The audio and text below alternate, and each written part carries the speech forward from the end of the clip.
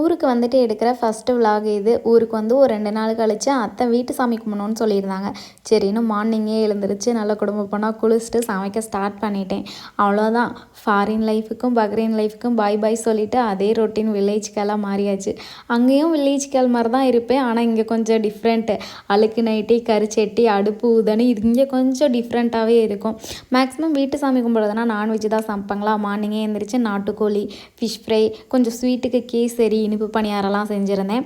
Maximum நான் எப்போ சொதப்பி சொதப்பி தான் ஒரு சில இதெல்லாம் செய்வேன். ஆனால் ஒரு சில டைம்லாம் நல்லாவே சமைப்பேனா. சரின்னு இன்றைக்கும் சாமி கும்பிட்றனாலே என்னமோ எதுவுமே சொதப்பெல்லாம் இல்லை, ஓரளவுக்கு எல்லாமே நல்லா செஞ்சுட்டேன். பிஃபோர் மேரேஜ் வரைக்கும் இந்த அமாவாசை, பௌர்ணமி, செவ்வாய்க்கிழமை, வெள்ளிக்கிழமை, விரதம் இது மாதிரிலாம் எனக்கு எதுவுமே கிடையாது. ஆனால் ஆஃப்டர் மேரேஜ் அப்படியே சேஞ்ச் ஆயிடுச்சு. இப்போ தான் நான்வெஜ் சாப்பிடக்கூடாதுன்னா சாப்பிடக்கூடாது, இன்றைக்கி சாப்பிட்ணுன்னா சாப்பிட்ணும் அப்படிங்கிற மாதிரி இருக்குது.